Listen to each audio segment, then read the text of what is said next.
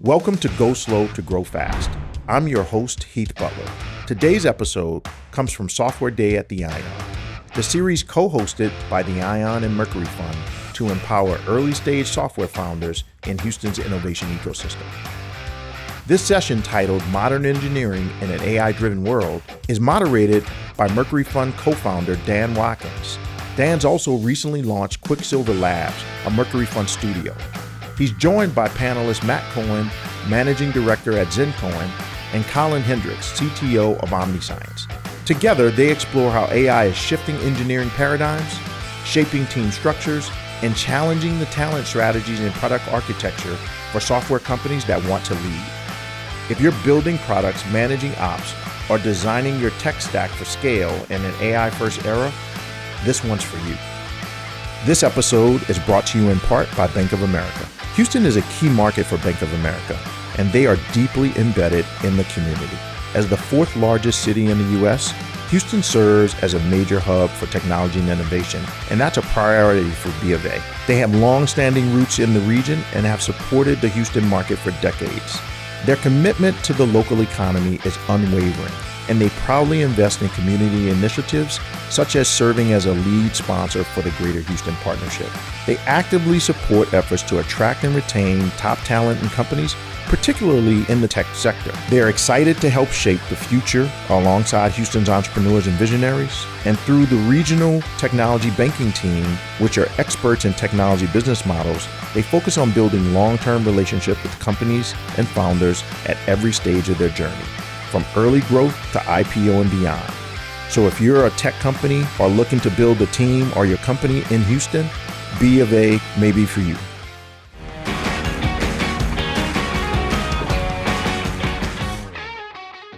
Hey everybody, welcome to the ION. I'm JR. I recently joined the team here at the ION. Very excited. This is month 2, but every day is day 1. I'm really excited to bring our friends back from Mercury to help drive Software Day. At the ION, we are here to help you pursue your life's work. How many people here in the audience are founders? Okay. How many folks here, you want to clap? We can clap. All right, let's clap for the founders. How many folks here are working as part of a startup? Matt is on the clap. How many folks here are engineers working with new tools? Okay, we got some reluctant hands here, but folks figuring it out. And how many people here are here to learn? Awesome, because that should be everyone. Perfect. So at the ION, we're helping you pursue your life's work, and we're doing it through this venture acceleration platform, where everything we do is in service of driving advantages for folks who come through the door. And that is part of this. So one of the cool things about today, we had our mentoring sessions earlier today. We're going to have our panel led by Dan Watkins. Then we're going to have 12 startups who participated today give their elevator pitches. And then we'll do some networking over at Second Draft immediately to follow, which should drive some fun collisions and new opportunities to help each other. We want to thank all of our partners here that help power everything we do in service to serving the founders here in Houston and all the folks coming out of Rice as well. How many folks here are from Rice University or alumni from Rice University or students from Rice University? Awesome, welcome. So why are we here? We're here because with Mercury, our team, we have shared beliefs. And we believe in contributing overall to the growth of this community. We do that through mentorship, through learning, to building collisions, driving community, and ultimately in service of driving advantages. So in mentorship, we had folks meet earlier today to figure out how to meet with the right folks, to talk about challenges in their path, and service to growing. And we had mentors. Do we have any of the mentors? I see Heath Butler up there, Michael Raspino, and I see Wade Pinder. Thank you to all our mentors. And if you're interested in being a mentor, I see Andrew Clark. We got to get him in our rotation as well. But come talk to us about that. In learning, One of the things through this series at Mercury is sharing all these different stories, learnings around building. Oh, Keith Crew is up there too. I didn't see him over there in the corner. But different playbooks to help in support of growing your business. The collisions happen right here in community. And it happens when you all visit with each other and find new ways to help one another and bring that over to second draft after the event tonight. But all those things to help you go further, to help you go faster, and to do it together. So tonight, Dan told me to give this really long intro and tell his entire life story. So it started back in, no, Dan told me to keep it short and sweet. Dan is one of the leaders here in Houston, helped kick off the Rice Business Plan competition a few years ago. Is that right? As part of the Rice Alliance? The Rice Alliance, and helped launch the Rice Alliance a few years ago. One of the founders of Mercury Fund, co-founder of Quicksilver Labs, and just someone who I'm grateful for his friendship, introducing Dan Watkins from Mercury. Thanks, JR. Welcome to our panel today. I'm going to first introduce the two panelists here, two of the most thoughtful developers that I know, and actually two of the nicest people that I know. So feel free to ask them lots of questions afterwards. The first one is Colin. To my left is Colin Hendricks. Colin's the CTO at OmniScience. They're building cloud software for AI in clinical trials. And then Colin has a ton of experience at leadership positions around fintech, IoT, cybersecurity, and what used to be called big data. And I guess that big data was really exciting for a while, but it's evolved into what we do now.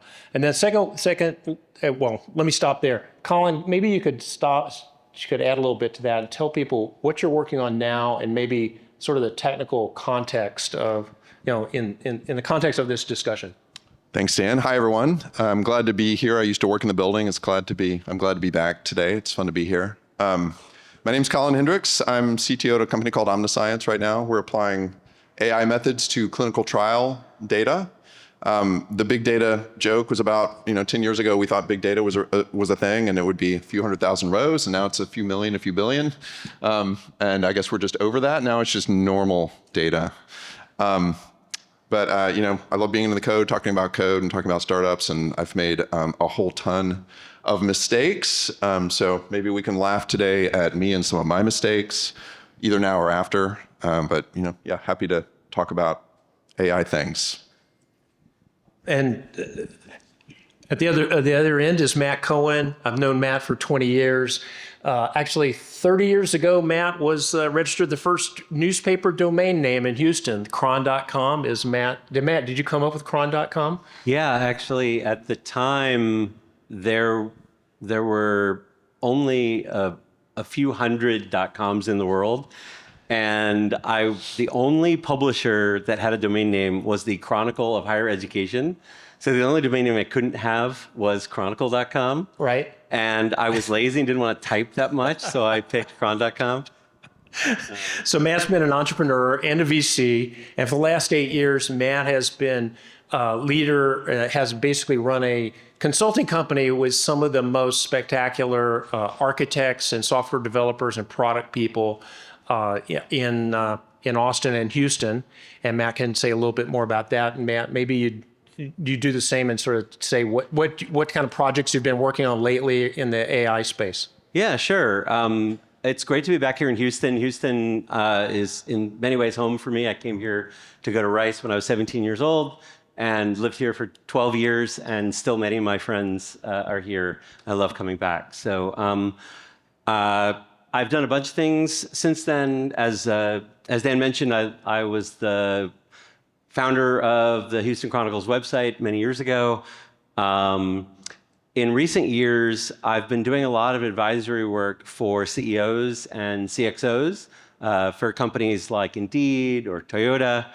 And then over the last 6-7 years, as people I know who were really great were looking for something to do, I figured out that there was a great opportunity in matching up strategic needs of these big companies with very experienced, fast-learning technologists. So combination of product folks and engineers and designers. And I got involved with, now what's called traditional machine learning, supervised, unsupervised machine learning many years ago, and natural language processing in the media industry with advertising technology and search and things like that. And so I've always been really fascinated by artificial intelligence in its many ways. And over the last, 2-3 years have really been focused on the application of large language models to business. I thought we divided the questions up into two sections here, the discussion into two sections.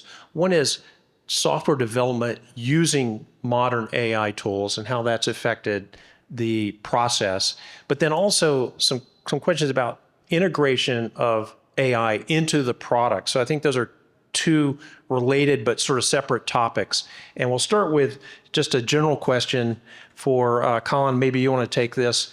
What has changed in the way software engineers do their jobs? And maybe what's your crystal ball say about what's going to change over the next few years? And, have at it. Yeah, so everyone is aware that there's a ton of hype and interest in what AI does to software engineers, software development, the process of software development. It's a really interesting time to be involved in software engineering. I've been doing this my whole career back to .com days, when the cron.com came online. And there was a really big change right there at the beginning. When I started my career, we were going around writing what we used to call thick client apps, where it was exciting that we were going to take an app that used to be a mainframe app and it now could run on your PC, and that was amazing. And then in like 1994, 95, someone realized that you could take an HTML page and do a form post. And you could send data, from your computer and a web browser into the server, and that made the internet happen. And then nothing really changed for 30 years. I know some people think things changed. The VC guys thought that there was a Web 2.0. Remember Web 2.0? I think that was social media. And then there was a Web 3.0. Does anyone remember what that was? I think it was blockchain. Those were, supposedly really, really important trends. To me, they pale in comparison with what AI has done to the day-to-day life of just how you make software, how you make code, and really how you make products based on code. So, for 30 years, we were writing a bunch of HTML and JavaScript and cascading style sheets to make web pages and save data, and it all kind of worked the same deterministically for about 30 years. And now, all of a sudden, there's this new thing that's kind of entered the chat. It literally is the chat. This collaborator that you can have to help you write software. And that's frankly really hard for a lot of us in software to adapt to. And I'll be interested to hear Matt's experience about this, of trying to get everyone on board with what is the best way to collaborate with these tools, from vibe coding that can very rapidly do things that you may be sad that you are stuck with after they have done them, to what I think is the better way of doing things, which is more of a pair programming kind of experience in getting teams of people to figure out how to, usually individual people, but then working as a team together, how to collaborate with AI to build things that are useful in a way that is maintainable over the long term, versus a vibe coding thing. All of that is very new and different. It's really only in the past couple of years that, this has come on the scene and we've been learning how to deal with this. And so it's really upending how we think about making software. And I don't think anyone yet really knows exactly where all that's going to lead. There's a lot of interest. I was talking to Oleg just now about how we're just going to turn the AI loose on just taking a story and just building the thing from the story. There's Oleg right there.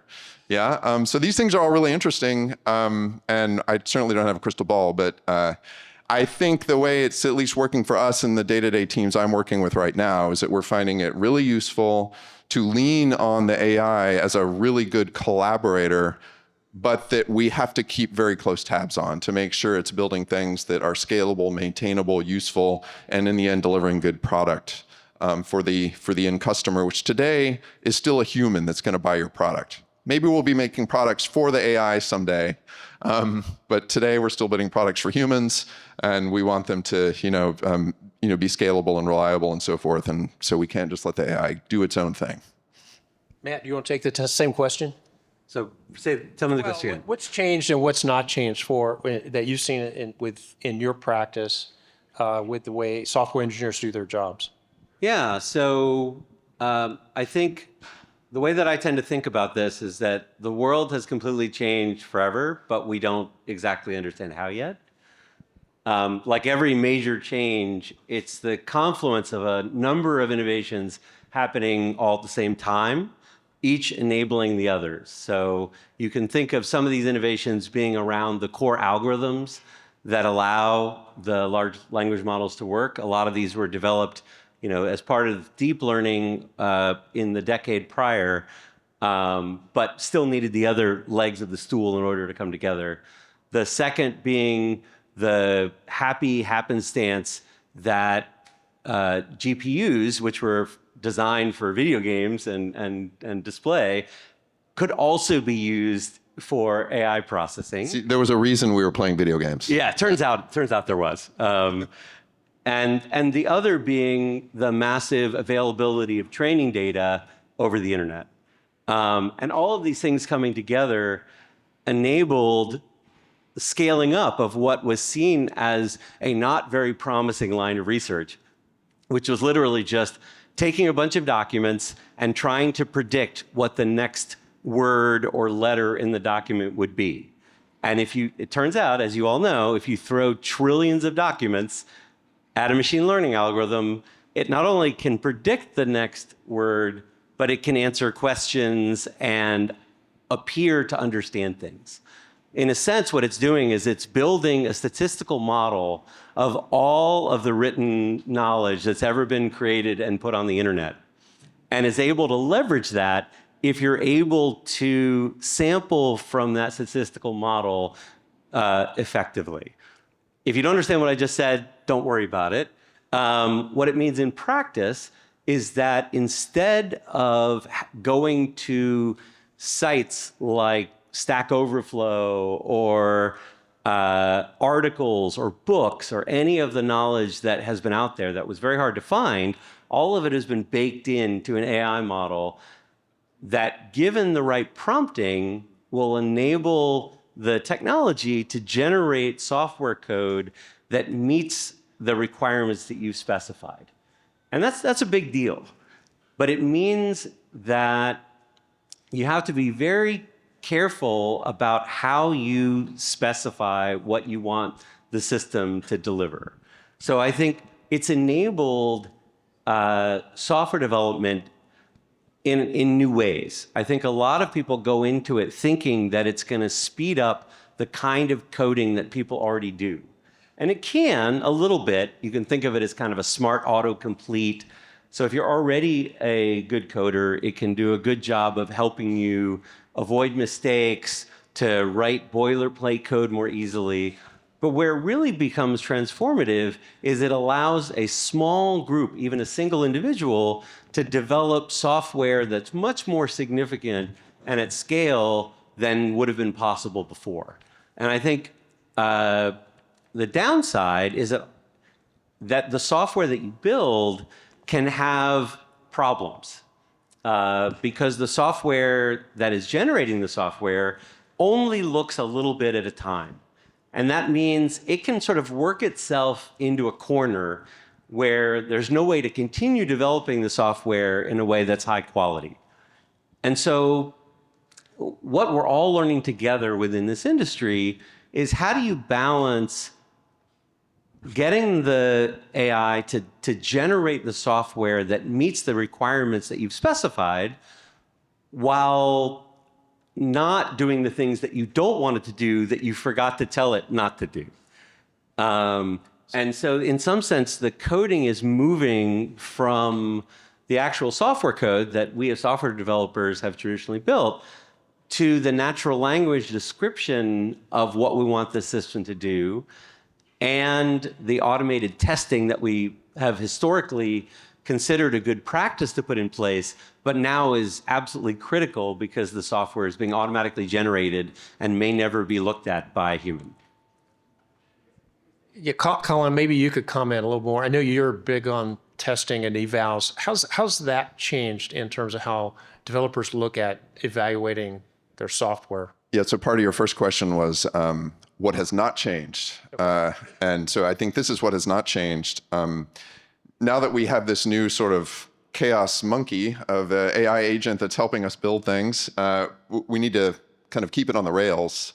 There's a lot of metaphors in there, monkeys on rails. I don't know if that's making any sense.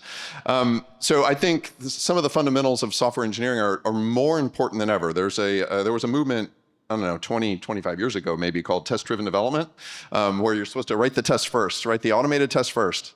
And some people really got on board with that and liked it. I personally love that feeling of, all right, I'm going to write the test that encodes what the software is supposed to do. And of course, it doesn't do it yet. So the test starts off broken. But it's a really good way of thinking through all the edge cases of the thing that you're trying to make, because you're literally writing a rigorous test of every single outcome that's supposed to happen. It's especially good at API level kinds of things and so forth. It's always been kind of hard to get everyone to adopt that because it feels like you're being super meticulous about a thing that you think that you already know how to build. It's like, no, I'm just going to build the thing and it's going to be right. And we're all very optimistic about that, right? Like, I'm going to do it right. I'm going to do it right the first time. I know what I want. But what I have always found in my teams is if we have a good set of unit tests, good set of automated test coverage, we can be a lot more agile risk takers later on, because it's easier to try things, change things, if you know that you can just change a thing and then just go run all the tests and say, did I break something that I care about? So that was already a really great thing to have. It's more important now than ever when you're just turning loose some AI agents on building a new thing, because they can also run the test to know if they're doing it right. So the AI becomes more capable, it becomes smarter because it has these tests to tell it, if it's getting its answer right or not. So I think that's a really fundamental important thing to keep doing, is really double down on automated tests. Also, to carry that through to evals. Evals are the word for automated tests of the AI itself. So you alluded to AI in your product. Once you have AI in your product, which I know many of you do, it's right. Everything today is something with AI for something. We need ways to test that the AI that we're delivering as a product is doing what we want it to do, what we expect it to do, and not just the first time, but all the time as we change it. You want to evaluate whether or not a new model that came out, should you upgrade to this new model? Should you try a different model? Should you try a cheaper model? It's more important than ever to have all of the your own internal benchmark of automated evaluations of your own AI product that score it on how well it's doing the thing that you are trying to deliver for your own customers. So, to me, that's just an extension. It's a kind of another proof point of how good the test-driven development idea originally was, because it's just become more important than ever. And then one last thing, and then I'm sure Matt has good stuff to say about this too, that the code that you write, the quality of the code, whether it's coming from you or your AI, that itself needs to follow clean code kind of principles. There's have you heard of the book Clean Code? Literally the Uncle Bob Martin Clean Code book. Do people know about that book in this room? Some people? Yeah, so there's this really good kind of part of the software canon, I guess you could say, called Clean Code. If you haven't read it, you should read it if you're interested in code and how it works and writing it. And it's just a bunch of stuff that seems like common sense. Like, you should name things with words that a human will understand, your own self later. Don't name it X, name it count of transactions per month or whatever instead.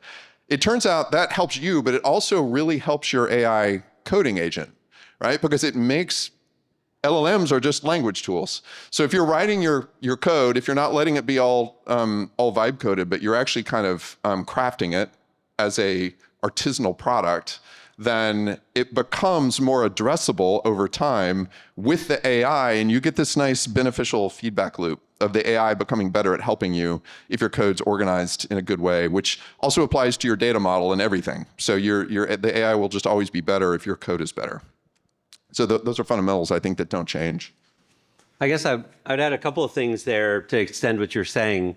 One is that test-driven development was historically mostly limited to unit tests, right? This is a function, here's given this input, it's supposed to give this output, and that's important and was relatively widely adopted. Then the steps above that, integration test, do these pieces work together? Functional test, does this whole system do what it's supposed to do? This part of the user interface, when you go through and click on the thing and enter this data, does it display what it's supposed to do? These were things that were done a whole lot less. And there are good tools for building these kinds of tests, but they were a fairly large amount of work and fairly tedious. They would break easily.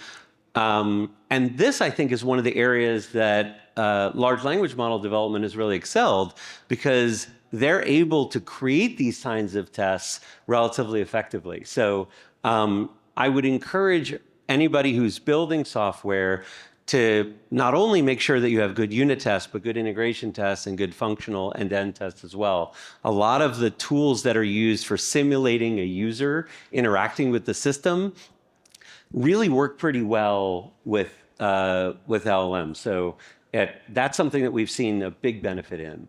I would also add about clean code that the AI knows about clean code. So you can say in your instructions, check the code that you've just written against clean code principles and flag anything that doesn't follow the clean code principles, and then go fix it. Yeah, capital C, clean code, and actually put that in the instruction prompt for your AI tool, right? It'll do it every time. And I guess this comes down to one of the most important things that I've learned over the last couple of years with large language models, which is that they're far better at detecting errors that they have made than they are in not making those errors in the first place. And the reason is because although the AI looks like it has an internal state, like it's thinking about something, it's not. It's literally just taking the text that you've given it and predicting the most likely word or letter, called a token, to go next.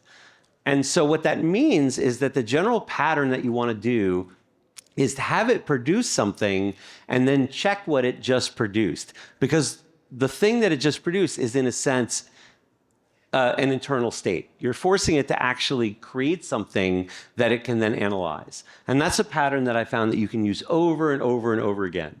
So for example, instead of asking the AI to answer a question, ask it instead to come up with a couple of different ways that it might answer the question, and then to evaluate them. And you'll almost always get a better answer than if you just asked it to answer the question in the first place. So one of the things I've been thinking about is whether, as agentic systems become more complex, they're out there in the wild, data's changing underneath, they may be calling different, there may be API calls to LLMs where even the system prompts are changing, or the customer may be, the user may be adding agents or even changing some deterministic model part of it. It seems to me that you're even going to have to push some of the evaluation part to ensure stability of these systems out into the customer side, much different from the old release, we're done, this, and then we'll make another release later and fix the bugs, because these systems could individually at some place become less stable. Do you buy that? So yeah, so I'd say if you think about the development of this kind of software over the last, say, 10, 20 years, we went from fully deterministic code where you compile it and you run it and it will do the same thing every time forever. Now, we got into a stage where we were doing cloud computing, where, cloud nodes could fail, they could get restarted. So you got a little bit of non-determinism in those systems, and we got kind of practice about how to run these big distributed systems which started to violate this idea that you run it and it does exactly the same every time. You get race conditions and things like that. So we started to get a little bit of practice. Then we started to get into machine learning-based systems, and we started learning about so-called ML ops. How do you run a system that learns along the way, right? If you're getting new data and you're retraining, this tended to be limited mostly to big companies and very specialized applications because you needed a lot of expertise, and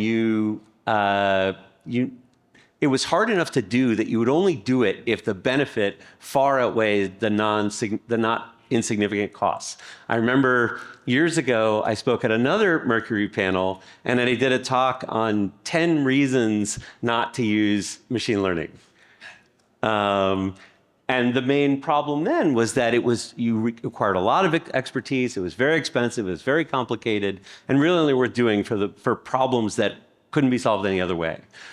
And so now that we're moving into an era where these things are accessible to a larger number of people, we're moving into an era of AI ops, where we're taking a lot of those lessons, or at least we're starting to see a lot of those lessons from distributed systems, from machine learning ops, and they're starting to take those into account. And I would say for the folks here, the most important rule that I've used so far that's made a difference for our team is to build your system layer by layer, where the bottom layers are deterministic or close to deterministic, so that you can trust this layer before you build the next layer on top of it, and get that layer well monitored and working well before you make the next layer, and to keep doing that.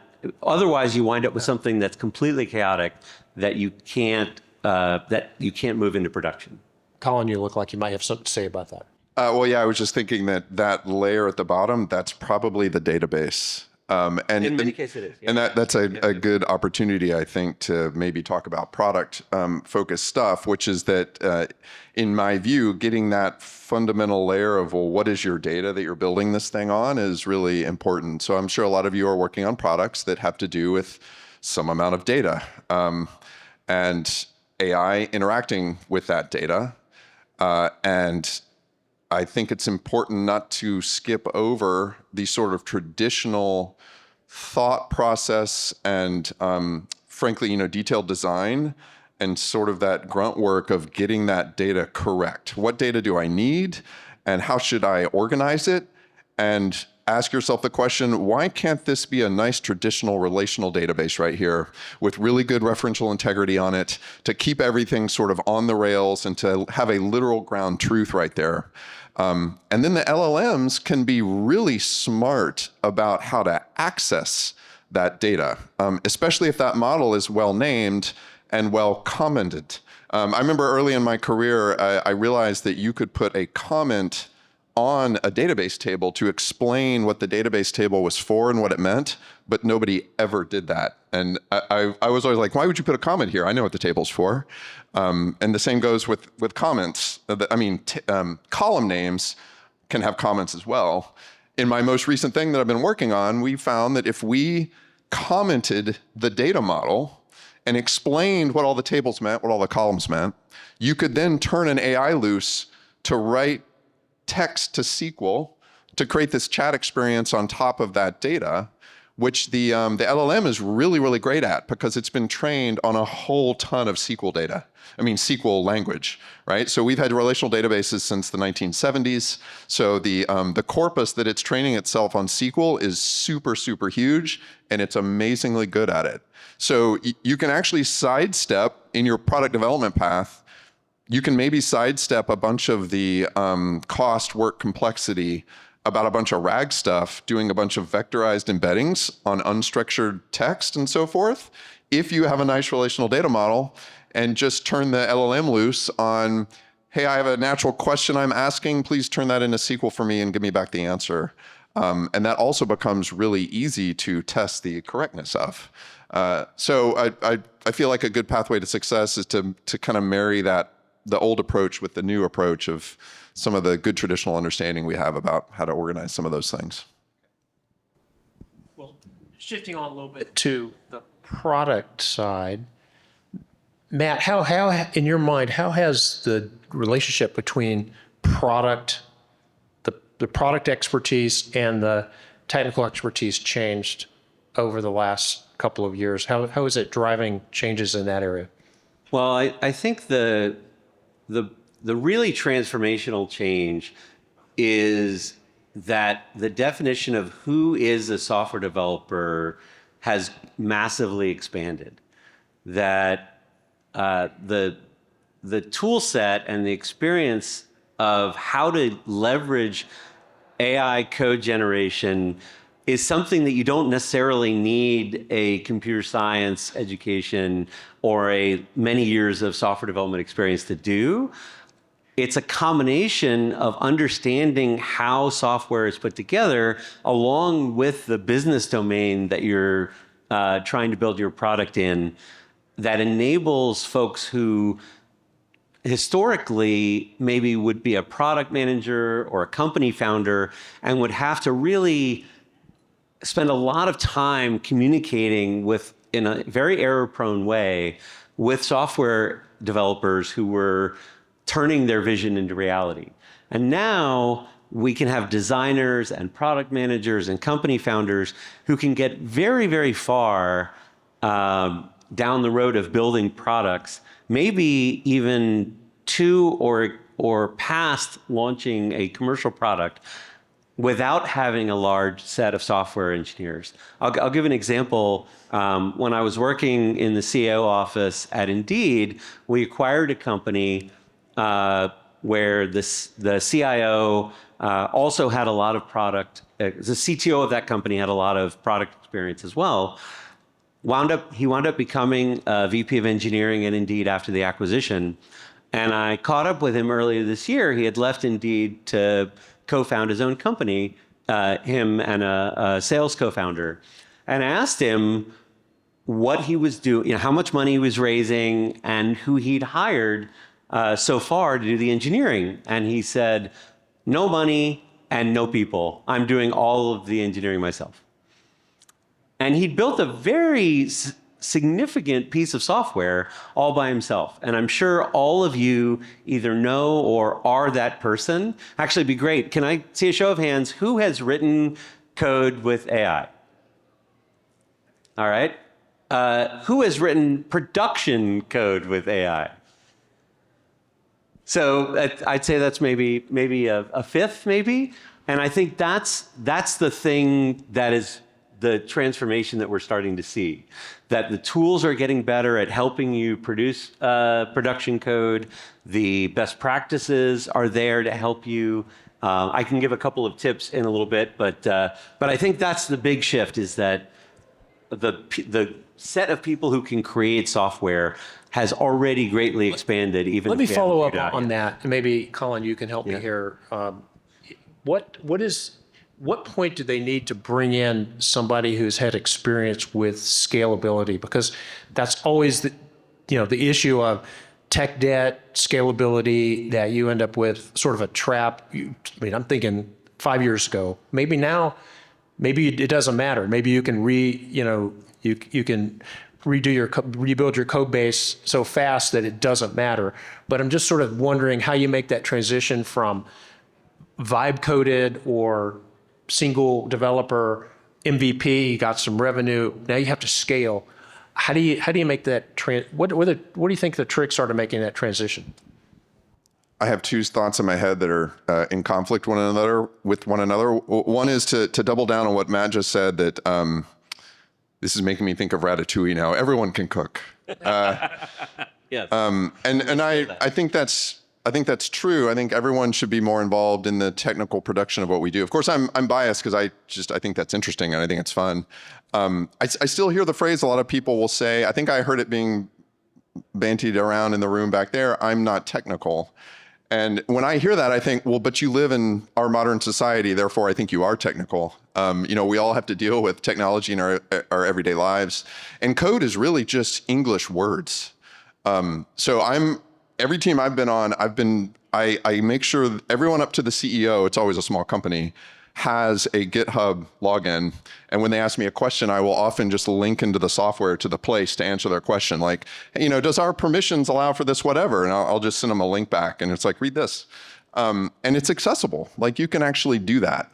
So I think that's a really empowering thing, that everyone should feel less bounded about what you might think your limitations are, because AI can help you. You can go into a code base and you can just ask ChatGPT Codex or Copilot or whatever, explain this code base to me, and it will give you a really good answer. Like, you can become fluent really quickly.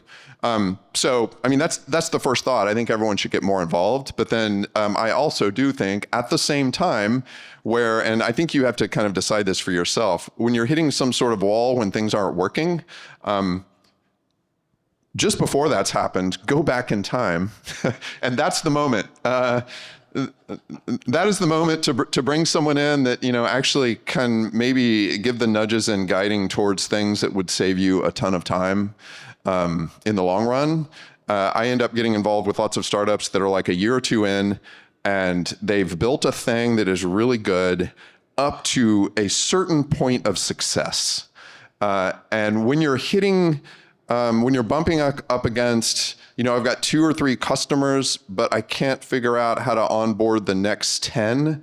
So these sort of 10x sort of pivot places where I think I'm going to double my customer base, or I need to get all these features done, and I feel like I've hit a wall, then I think that's a time to make sure you've got the right expertise that can understand what those choke points are that are holding you back. And sometimes it's technical things, but sometimes it's more team-oriented things. Like, I need to separate and have some kind of onboarding team that is separate from my software team, and I need to separate those groups of people or something like that.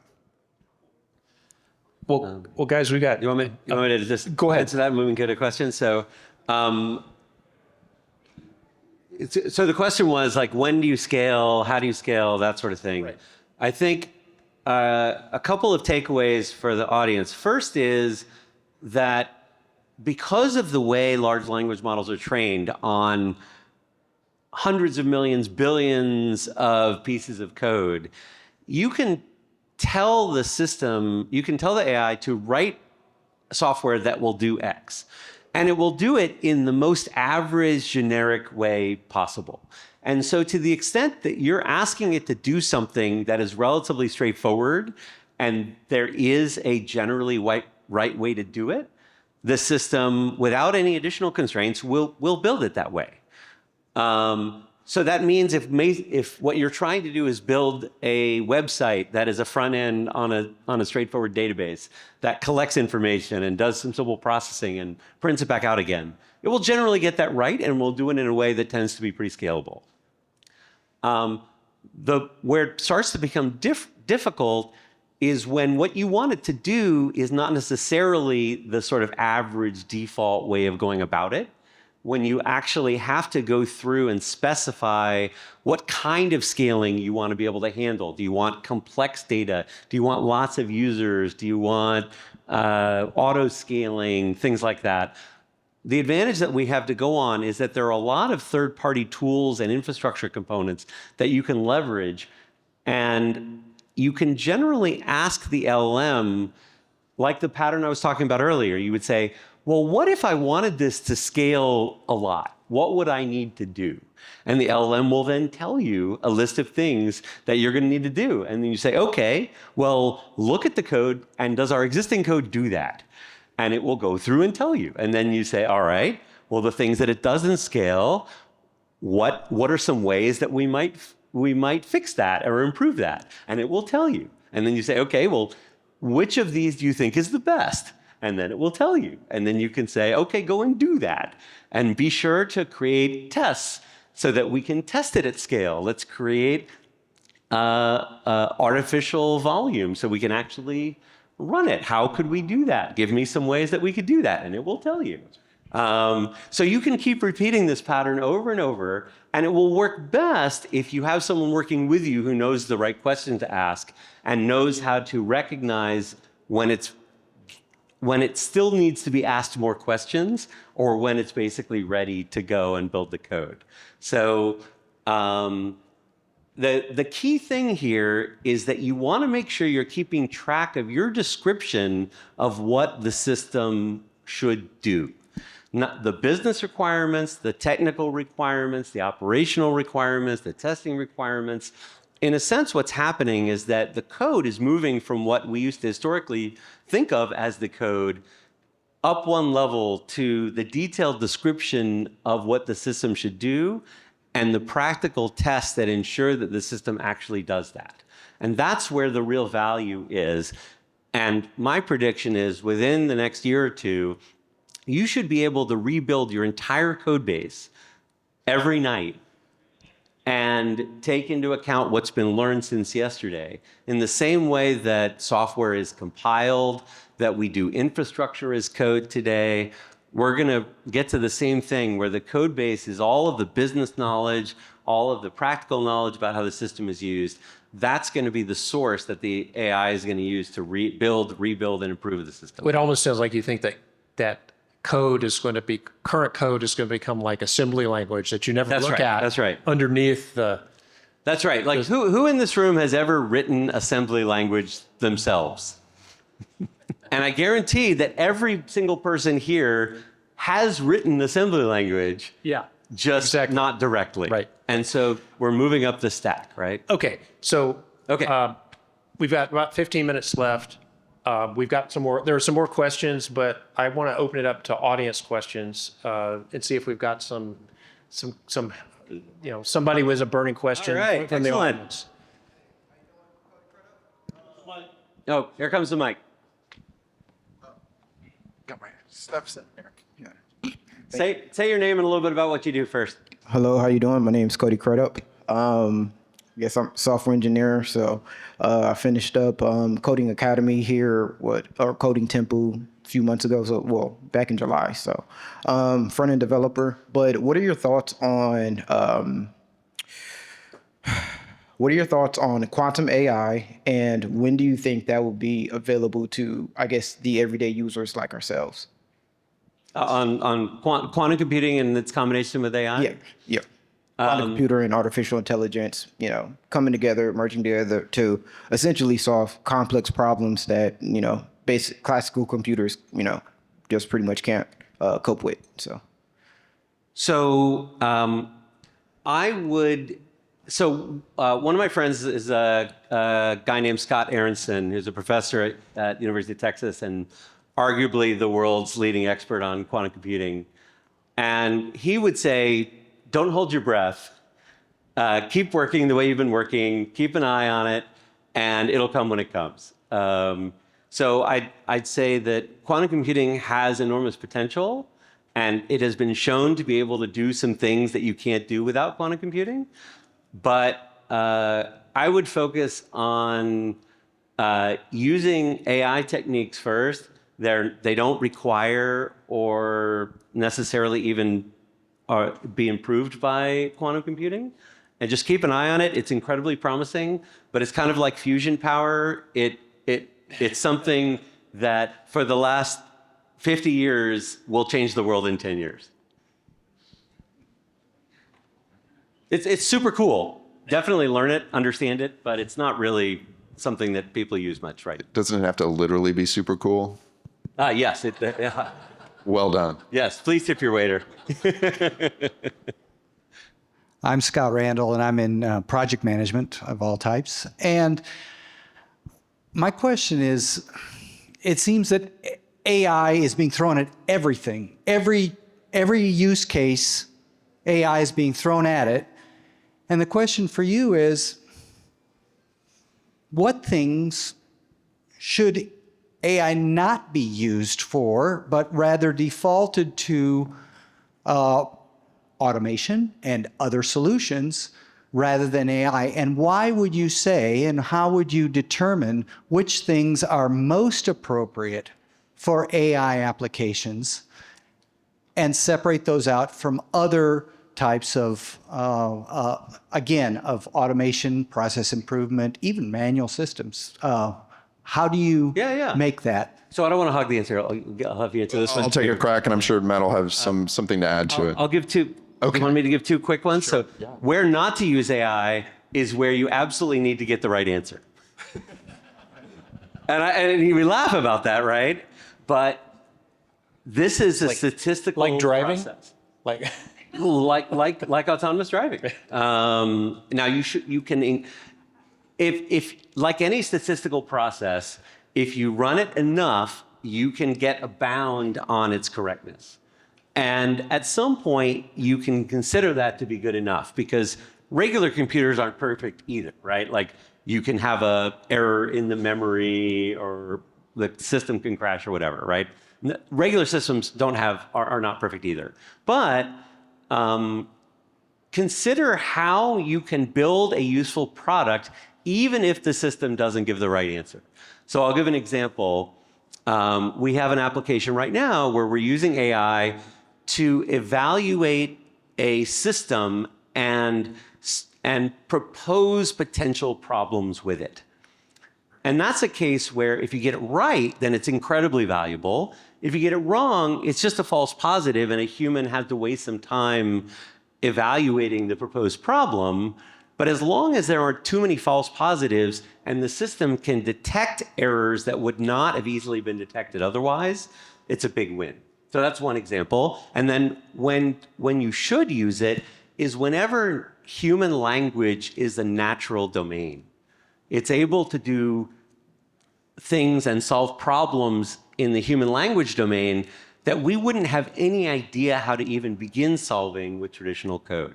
So that would be my short answer. I'm sure you have some more. Yeah, I would just add to that when we say AI today, we're usually talking about large language models, and Matt just highlighted it's about the language. So yeah, I would say problems that are focused, that are tractable on a data set that is a language kind of data set. And it's okay if that's a relational database, because you access that with the special language of, say, SQL. So I would say it's a combination of, do you have a good data set that is giving context to the model that it can do something useful with? And is that problem tractable with a language-focused kind of approach? It's not really great at math, actually. So, if you're trying to do anomaly detection in time series data, for example, an LLM is terrible at that. And you want to use, different kinds of methods. So, but for language things, super good. I would add from the venture point of view, human in the loop solutions are very attractive. I mean, it gets to Matt's example. Show a bunch of, here are a bunch of potential failure scenarios for a human to evaluate. Here's something that eliminates a lot of the time a doctor spends trying to find background material on how to treat a patient, but isn't necessarily diagnosing the patient. These human-in-the-loop solutions don't have to be necessarily correct every time if they're saving your time and effort. And since you're a project manager, I would add one other thing, which is that, as we all know, software projects and businesses produce a lot of documentation. Some of that documentation remains useful because it describes the underlying problem and the approach and knowledge that has been collected. Some of it goes out of date almost immediately. One of the really powerful tricks that you can use is to tie your large language model into your business discovery data, into your Confluence wiki documentation, into your Google Docs, into your emails, and allow the system to try to find relevant context, and then have a human in the loop process, or be very careful about how you curate that information so that the AI is more likely to make a decision that is informed by natural language, where the answer exists somewhere in the data you have available, and where the system is producing documentation that can be reviewed or reused by the system itself. It really empowers project managers and program managers in a way that hasn't really been done before. If you get a chance, talk to the person sitting to your left, who I work with every day, who's a fantastic program manager. So, Next, other questions? Yeah. Yeah, I have a question. I have a medical background. I run a small company. We have a device like a ring. We can track the heartbeat, pulse, movements, etc. So I want to know, like, if I want to build a software track the sleeping pattern during my sleep, how can we do that with AI program, and how this can be done? I work with data and like Talking about tracking sleep. yeah, it's like a sleeping pattern screening. What kind of sleeping do you have? Like Okay, yeah. Potentially can predict the sleep, like diseases. Treat patients. Handle it. Yeah, so you have time series data of a lot of characteristics of a human sleeping. Yeah. I wouldn't actually think of a large language model as pointing at that kind of data. I'd be thinking more about recurrent neural networks and LSTM kind of long short-term memory kind of things that can look at a window like a night's sleep of time series data, looking for anomalies across all that multivariate kind of thing. So yeah, no, that doesn't sound like an LLM problem to me, actually.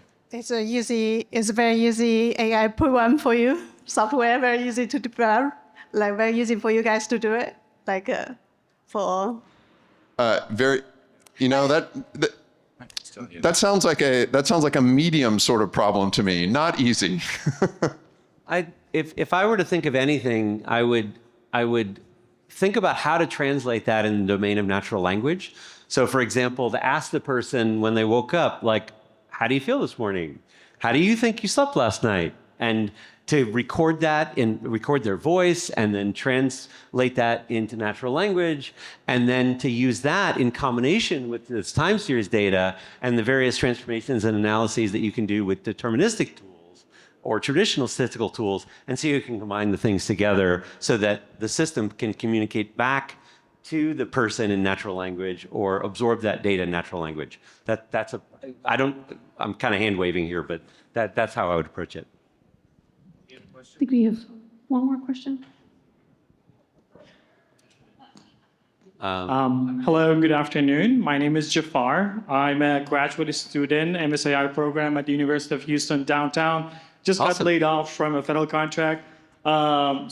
Congratulations on the open opportunities in front of you. Thank you. I generated like 15 questions in my mind. I just wrote down a couple of them on my paper, just keywords. So what is your experience with the legacy code and the green side code? And the second question is, is your senior engineers, definitely your senior engineers are better at using AI tools to do software development than your junior engineers. What has been your technique and your approach in order to, to adapt the junior engineers with the new tools in your software development?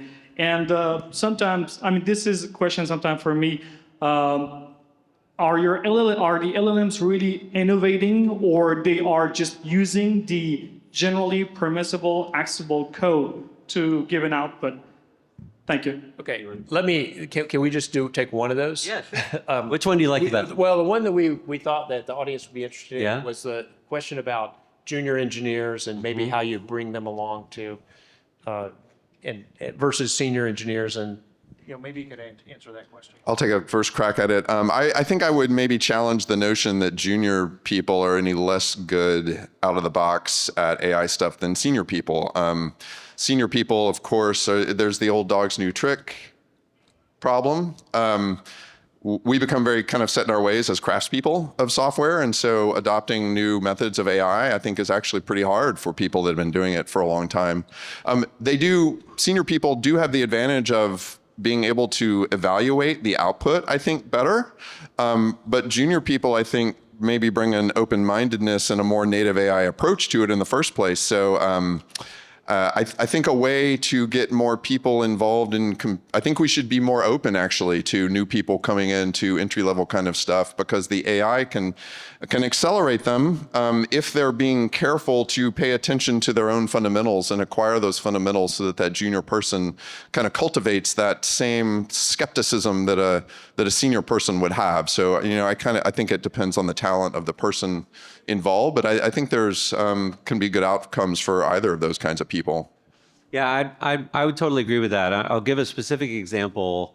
So we have a variety of skill sets on our team. I'd say, mostly engineers, some product managers, a program manager, but we have a extremely experienced designer, UX and UI designer. And historically, his main tool for development has been Figma. And before that, other design tools. And he's always had to rely on other people to actually implement his ideas. And what that meant is he often was very frustrated because he didn't have a good feel for necessarily how long something was going to take to do. He could come up with an idea that turned out half of it wasn't really practical to do right away. He wasn't in the middle of the development loop in a lot of cases. And recently, I'd say he's been the most dedicated person on our team in learning and leaning into LLM because he has no programming skills to fall back on, or very little, right? Like a spreadsheet user. And the main technique that he's used is really leaning into the fact that the LLM has trillions and trillions of documents baked into it already. So the answer is in there. And so if you go through that pattern that I was describing earlier, which is don't ask for an answer, ask it how to find an answer, and then ask it to do what it just said. So he wound up building a system that had lots of very sophisticated SQL in it. And he doesn't know how to write SQL. I mean, a little bit, right? He can kind of look at it. But instead, what he was doing is really being very diligent at asking the LLM how to approach it. He knew the problem he wanted to solve. So that's the other half of it, is to become a domain expert in the problem you're trying to solve, and combining that with what you were saying, Colin, about the senior engineer is going to want to do the thing themselves. And if you are interested in this sort of thing, I would recommend looking up what Colin and I thought is maybe the best piece of writing ever written on this subject, which is called The Bitter Lesson. So just do a Google search for The Bitter Lesson, and it's written by the founder of reinforcement learning, one of the greatest AI scientists of the last 50 years, about this idea of letting go of your own expertise and combining the things that you are expert with the things that the technology is good at. And I think none of us really know what it means to be a senior engineer anymore. This pattern that you were talking about, Colin, of today people can recognize problems, but AI systems are capable of building things beyond what any of us are capable of recognizing on their own. And we haven't seen a lot of that yet, but we will begin to see it more and more. It kind of ties into your point about legacy code versus new code. Legacy code is incredibly complicated and hard to analyze. And I think we're going to go through a period where companies and startups in particular that are developing in a greenfield kind of way will have an advantage over big companies with legacy systems because they can start from scratch and have a system that is well described and well understood by the AI from the beginning. So I think it's an enormous opportunity for all of us. Okay, thank you guys. Yeah. Thank you all for coming. Matt and Colin, thank you for really interesting discussion. This episode is brought to you in part by Bank of America. Houston is a key market for Bank of America, and they are deeply embedded in the community. As the fourth largest city in the U.S., Houston serves as a major hub for technology and innovation, and that's a priority for B of A. They have long-standing roots in the region and have supported the Houston market for decades. Their commitment to the local economy is unwavering, and they proudly invest in community initiatives, such as serving as a lead sponsor for the Greater Houston Partnership. They actively support efforts to attract and retain top talent in companies, particularly in the tech sector. They are excited to help shape the future alongside Houston's entrepreneurs and visionaries, and through the regional technology banking team, which are experts in technology business models, they focus on building long-term relationships with companies and founders at every stage of their journey, from early growth to IPO and beyond. So if you're a tech company or looking to build a team or your company in Houston, B of A may be for you. That's a wrap for today's episode of Go Slow to Grow Fast. If you enjoyed the conversation, please subscribe to the podcast and be sure to like and share wherever you listen to podcasts and leave us a review. Until the next time, keep leveraging mindfulness in your journey to go slow to grow fast.